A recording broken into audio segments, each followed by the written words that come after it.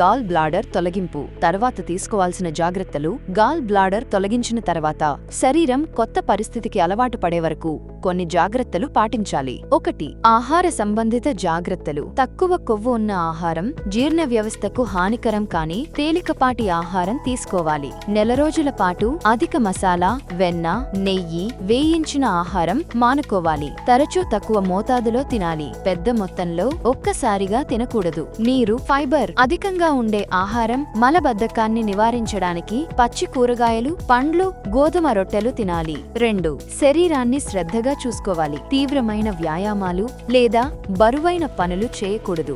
4 నుండి 6 వారాల వరకు పనులు మానుకోవాలి. గాయం త్వరగా మానడానికి విశ్రాంతి అవసరం. మెల్లగా నడవడం మంచిది, కానీ ఒత్తిడి రాకుండా చూసుకోవాలి. ఇన్ఫెక్షన్ రాకుండా గాయం శుభ్రంగా ఉంచాలి. దుస్తులు మార్చేటప్పుడు గాయం పొడిగా, శుభ్రంగా ఉందని చూసుకోవాలి. 3.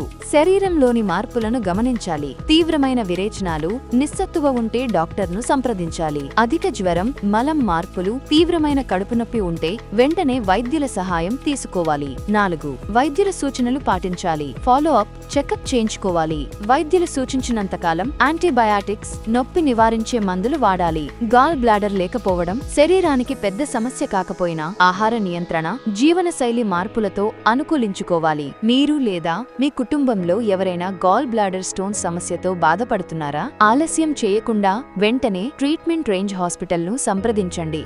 మరింత సమాచారం కోసం సంప్రదించండి 9888193334 KPHB హైదరాబాద్.